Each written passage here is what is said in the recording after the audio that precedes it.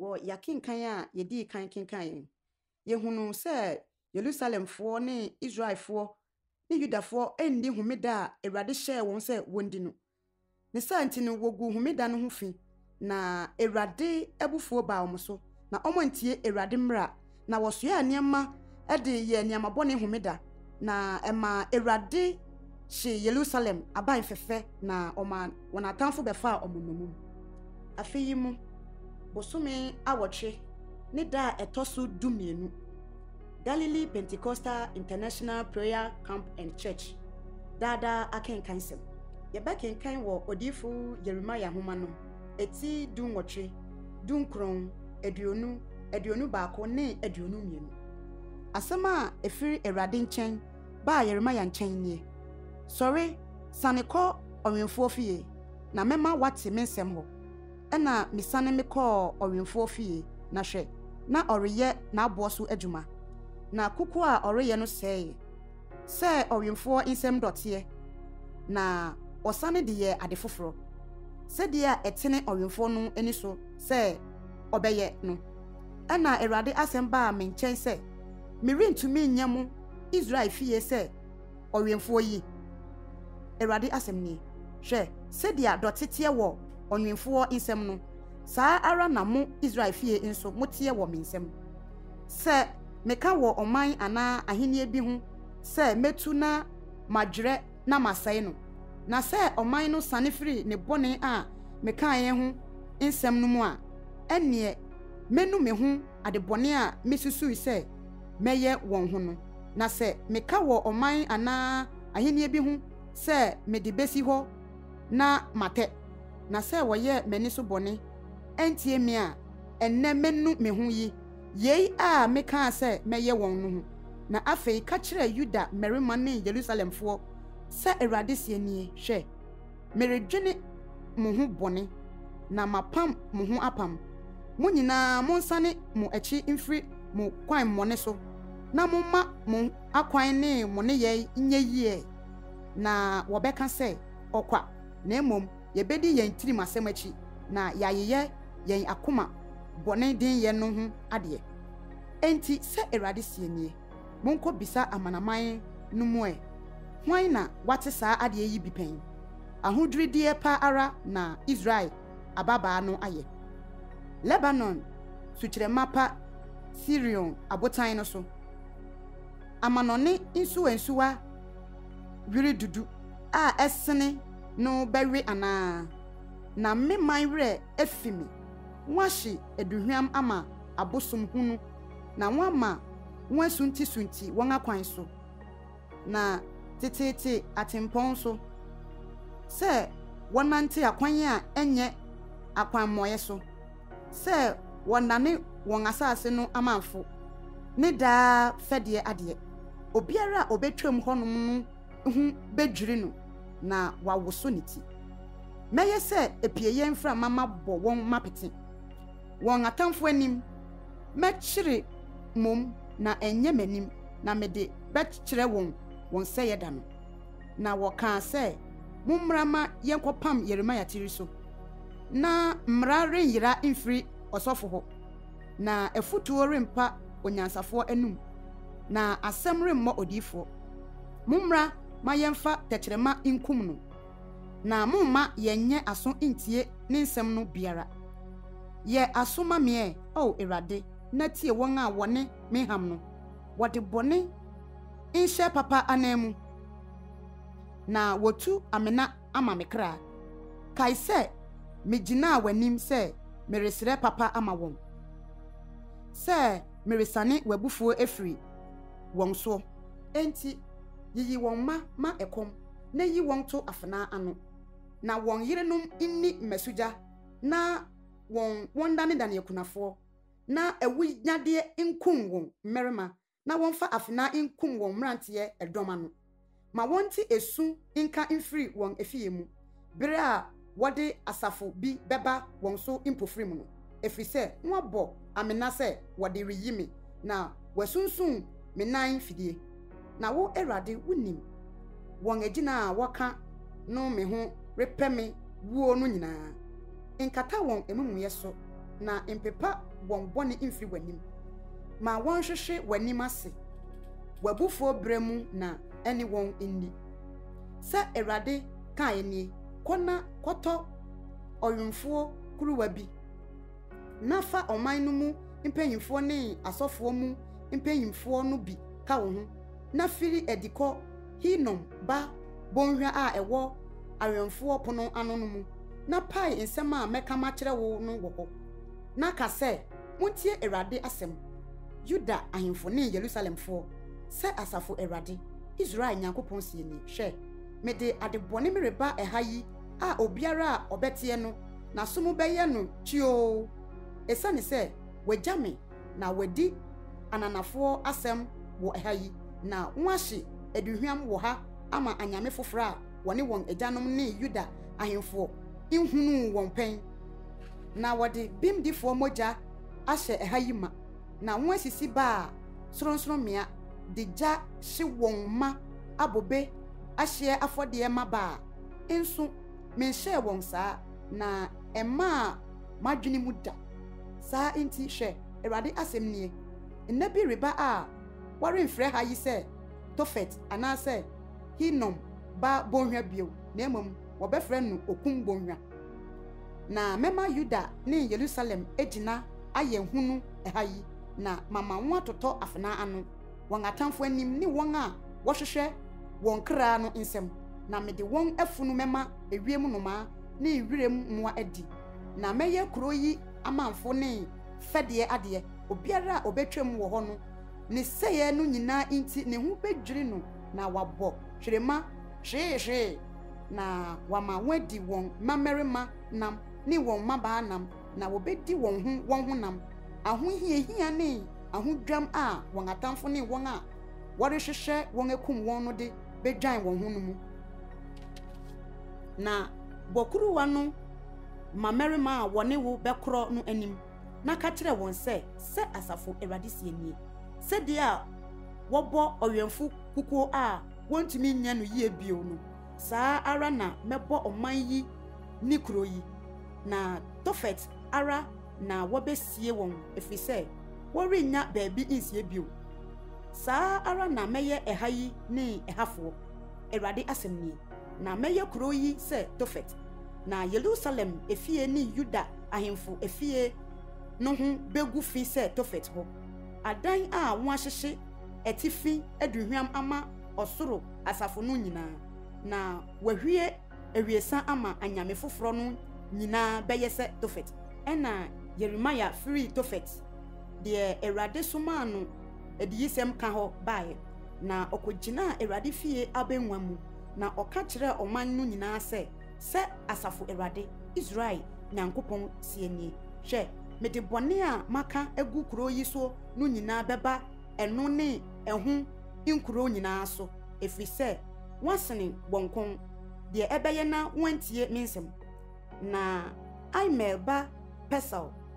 osofo a oye Awurade fie so titire no ti se Jeremiah reka ediyisem yi no Pastor buru odiyifo Jeremiah na ode no boduem Benjamin punkese a ewosoro Awurade fie munumu na ade chiye no Pastor yi Jeremiah fidua no mu na Jeremiah ka kire no se enye Pastor na Awurade atu wudin na mom mago misabe na se Awurade sie ni hwe mereye wo ehu yidie ama wo hu ne wadofo nyina anim na wo atoto won atamfo afena ano na wani behunu na mede Yuda nyina behye Babel hene insa na watu won akọ Babel na ode afena ekunkum won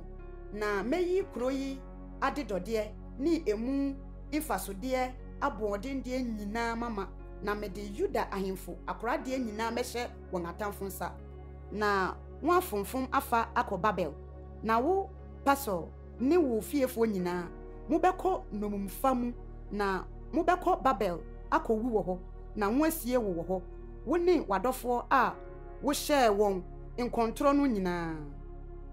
wagege me Awurade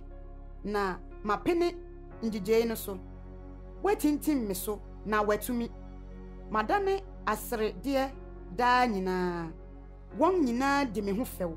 na daa merekasa ɛma metiem ɛtitirisɛm ne ɔsɛyɛ na ɛma misumi frɛ na Awurade asɛm adane me ahohora ne nsopa daa nyinaa na sɛ me se merekae no na meremmɔ ne din menkasa bio a na ɛyɛ makoma mu sɛ ogya a ɛredɛre a nwato mu me nnompe mu me so mu a mebrɛ ho na mentumi na mate nnipa pii nsɛnkudie ehu wɔ afa nyinaa wɔse monkɔka na yɛbɛkɔ akɔka etia no nnipa a me ne wɔn nni asɛm biara a wɔtete me ho nyinaa ka sɛ ebia ɔbɛma ho agyegya no na yɛtumi no na ho atɔ yɛn werɛ wɔ ne so na Awurade gyina m'akyiri sɛ dɔmmarima a ne ho yɛ hu ɛno nti matiifoɔ bɛsunti ase na wɔrentumi wɔn ani bɛwuwu sɛ ɛfiri sɛ ɛrensi wɔn yie ɛyɛ daa nsopa a werɛ remfiri na asafo Awurade a wosɔ ɔterenee hwɛ adwene ne akoma mu wɔn so na mehunu wo awerɛtɔ na wo na mede masɛm madane wo monto dwom ma Awurade munyi Awurade ayɛ na wayi ohiani kra afiri nipa bɔne nsɛm nnome nka da a wɔwo me wɔ mu no ɛda a me na wo me no mma wo nhyira no nnome nka onipa a ɔde asɛmpa no brɛ magya sɛ nwa wo ɔbabarima ama wo na ɔde maa n'ani gye pii no ma oni no nyɛ sɛ nkuro a Awurade abutubutuo wɔ anibrɛ so no ma no nti esu anɔpa ne gyegyeegye ewiakete sɛ wankum me wɔ ɔyɛfunu mu na me na ammane me damena na manka ne yɛfunu daa nti adan nti mpo na mefiri yɛfunu mefiri adie na merebɛhunu ɔbrɛ ne ahometeɛ na me na ahi aniwuo mu asɛm a efiri Awurade hɔ baa Yeremia nkyɛn bere a ɔhene Sedekia soma Malkia ba Pasal ne Masia ba ɔsɔfoɔ Safania baa ne nkyɛn sɛ bisa Awurade hɔ adeɛ ma yɛn efiri sɛ Babelhene Nebukadnezar ne yɛn rebedi ako ebia Awurade ne yɛn bedi no sɛdeɛ a na nwanwadeɛ no nyinaa teɛ no na wafiri yɛn so akɔ ɛna Yeremia ka kyerɛ wɔn sɛ monka nkyerɛ Sedekia sɛ Awurade Israel Nyankopɔn sie ne hwɛ meredane mo nsɛm akodeɛ a mode ne Babelhene ne Kaldiafoɔ a wɔbɛtua mo ɔfasuo akyiri rebɛko no na maboa ano maba kuro yi mfimfini na me ara mede nsa a atene ne basa a ɛyɛ den ne abufuo ne abuhuro ne enibrɛ kɛseɛ ne mo bɛko na mabɔ kuro yi mufoɔ nnipa ne mmoa owuyadeɛ kɛseɛ ano na wɔn awuwu na ɛno akyiri no Awurade asɛm nie meyi Yudahene Sedekia ne ne nkoa ne ɔman no ne nnipa a wɔn aka kuro yi mu a wofiri owuyadeɛ ne afenaa ne ɛkɔm mu no mahyɛ Babel hene Nebukadnezar nsa ne wɔn atamfoɔ nsa ne wɔn a wɔhwehwɛ wɔn kra no nsa na wɔn akunkum wɔn afenaa ano wɔrenkame wɔn na ɔrente mma wɔn na ɔrenhu wɔn mmɔbɔ na ɔman yi nso ka kyerɛ wɔn sɛ Awurade sie nie hwɛ mede nkwa kwan ne owuo kwan merebu mo anim deɛ ɔtena kuro yi mu no bewu afenaa ne ɛkɔm ne owuyadeɛ ano na deɛ ofiri adie de ne ho kɔma Kaldiafoɔ a wɔbɛtua mo no ɔbɛnya nkwa na ne kra adane Negeb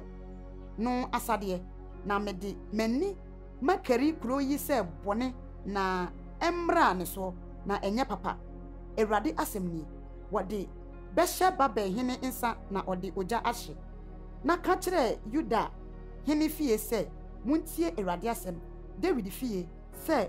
Awurade sie nie mundi asɛnterene anopa na munyi deɛ wafom no afa imfiri emimfoɔ nsɛm na mabufu hye emfiri sɛ ogya amɛhye a obi renum mu ne yai bone inti hwe mene mu a mote bonhwa mu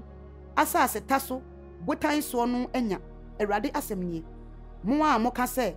hwan na obesane aba yen so na hwan na obeba yen tenabea no na meba mabetua moka se mu ne yai aba no te Awurade asem nie na meso oja ne kwaye mu na ahye ne nneoma nyina ahia se Awurade sienie saniko Yuda hinifie na koka asem yi wo ho se tie Awurade asem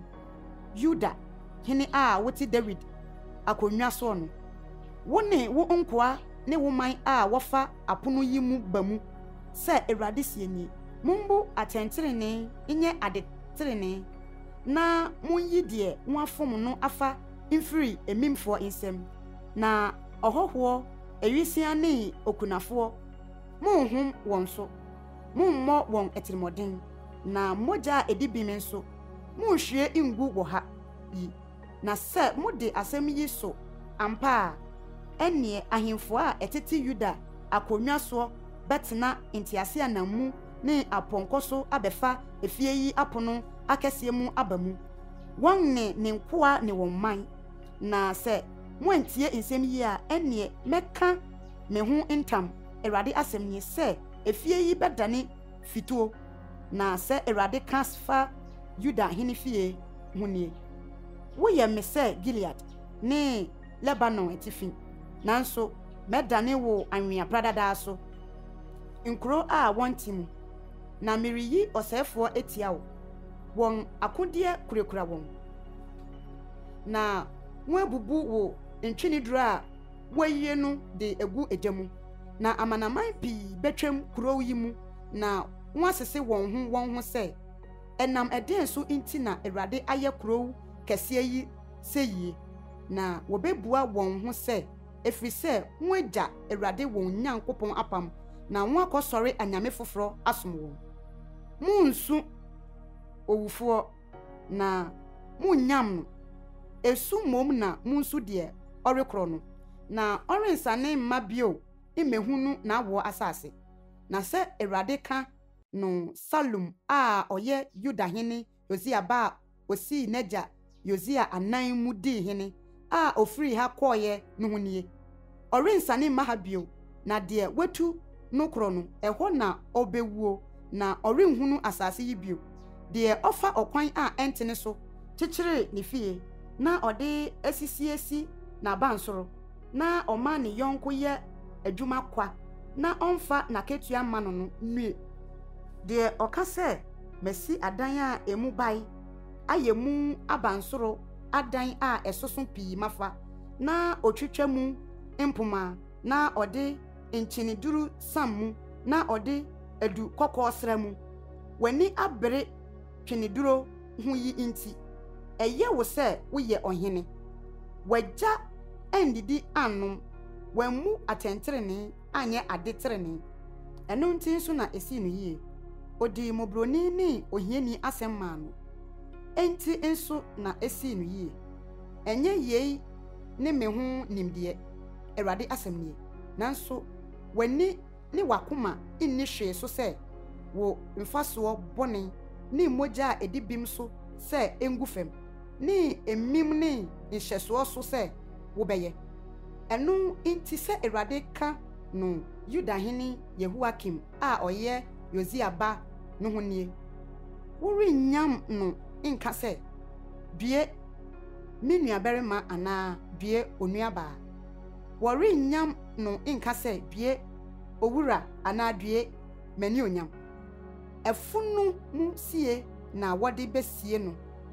wobetwe no ato no atwene Jerusalem apono akiri furuko Lebanon kosu na mawo nisio wo Basan na tiem firi Abarim efise wadwere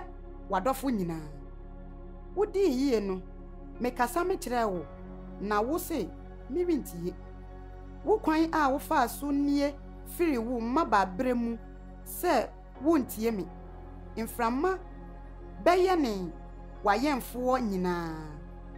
na wadofo bɛkɔ nomumfa mu eno ansana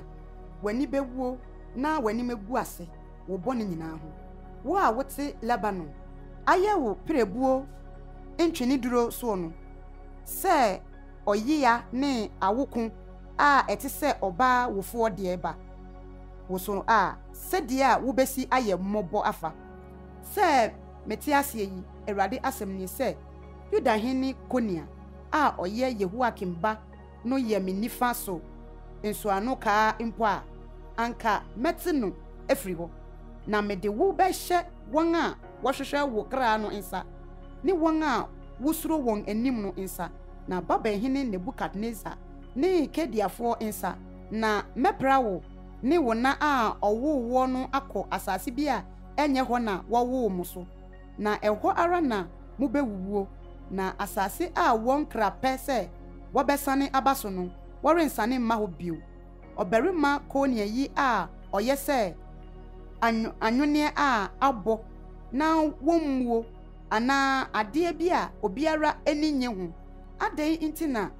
woto no ne nasefo gu asase a wonnim so yi o asase tie Awurade asem se Awurade sie nie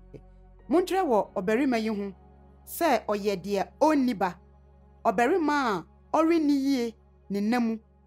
na nasefo mu biara a obetena David ahingwa so na wadi Yuda so bio no rendi yie amen.